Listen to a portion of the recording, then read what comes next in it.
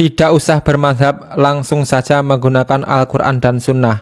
Pernyataan seperti ini apakah bisa dibenarkan? Kita baca dulu penjelasannya dalam kitab Tanwirul Qulub. Bismillahirrahmanirrahim.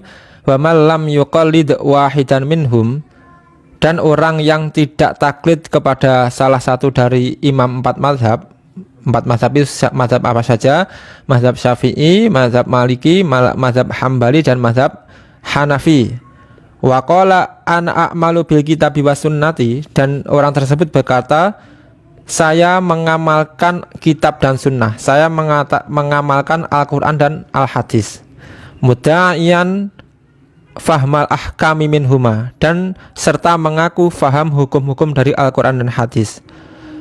Ucapan tersebut fala yusallamu lahu bal huwa mukhtiun dzalun mudhillun, maka ucapan tersebut tidak bisa dibenarkan, bahkan itu ucapan yang keliru dan sesat serta menyesatkan. Jadi kalau ada orang yang mengatakan saya telah mengamalkan Al-Quran dan Hadis, saya telah memahami hukum-hukum Al-Quran dan Hadis, dan tidak mengikuti mazhab dari mazhab empat, itu ternyata itu ucapan yang sesat menyesatkan. Siyama fi hadzal zamani allazi amma fihil fisqu wa kasurat fihi da'wal batilah. Apalagi di zaman ini yang telah banyak kefasikan dan banyak pengakuan-pengakuan yang batil. Jadi pengakuan kembali ke Al-Quran dan Hadis oleh orang zaman sekarang ini adalah pengakuan yang batil, pengakuan yang keliru. Alasannya li'annahu istizharu ala a'immatid, karena dia telah berusaha mengungguli dari imam-imam empat mazhab tersebut. Wa huwa dunahum fil ilmi, padahal dia itu di bawah para imam mazhab dalam hal ilmunya, dalam sisi ilmunya di bawah imam empat mazhab. Wal amali, dalam pengamalan agama di bawah imam empat mazhab.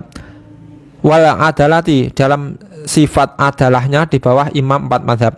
Wal ittila'i, dalam masalah menganalisa suatu hukum di bawah imam empat mazhab.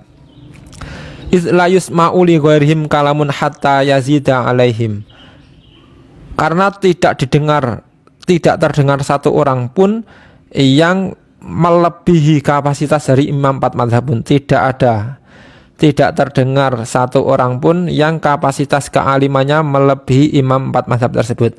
Au yumasilahum fil ilmi, atau minimal menandingi dalam ilmunya tidak ada. Wal adalati, menandingi dalam sifat adalahnya tidak ada.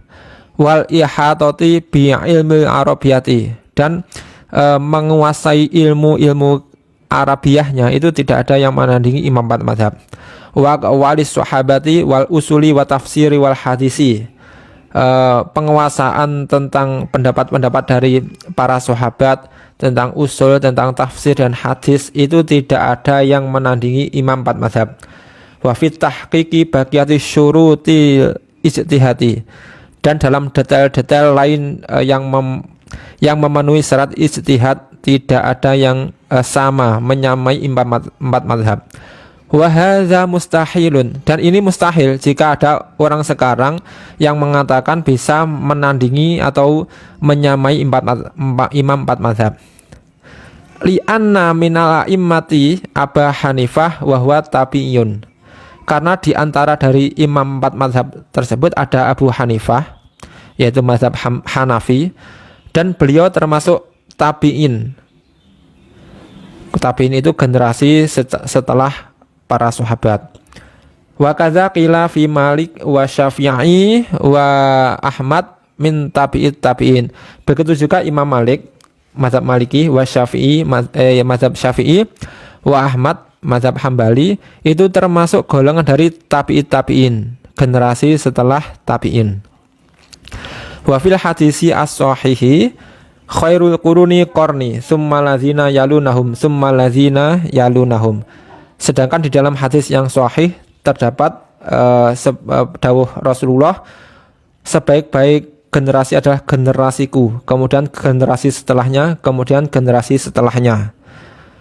Wal ikhtilafu fil furu'i la yadurru, perbedaan pendapat imam empat mazhab dalam masalah cabang-cabang agama itu tidak masalah, bal huwa rahmatun, akan tetapi itu malah sebuah rahmat. Kenapa? Liqaulihi sallallahu alaihi wasallam, ikhtilafu ummati rahmatun. Karena berdasarkan sabda Rasulullah, perbedaan pendapat umatku adalah rahmat. Perbedaan pendapat ulama dari umat Rasulullah termasuk rahmat. Rawahul Baihaqi. Wa mura'atul khilafi wal akhdhu bil ahwati mandubun indal kulli. Sedangkan menjaga perbedaan pendapat dan mengambil pendapat yang lebih hati-hati itu disunahkan menurut mereka semua. Jadi intinya para imam 4 mazhab itu lebih tahu Al-Quran dan hadis daripada orang-orang sekarang. Lebih detail menggali hukum dari Al-Quran dan hadis daripada orang-orang sekarang. Jadi bahkan para imam hadis pun, para ulama ahli hadis seperti Imam Bukhari dan lain-lain itu juga bermazhab. Jadi kalau ada orang yang mengatakan nggak usah bermazhab, langsung saja kembali ke Al-Quran dan Sunnah, ini ucapan yang sepertinya benar, tapi ini di luar nurul ya. Jadi kalau ada orang yang mengatakan seperti itu, jawab saja, nggak bahaya ta.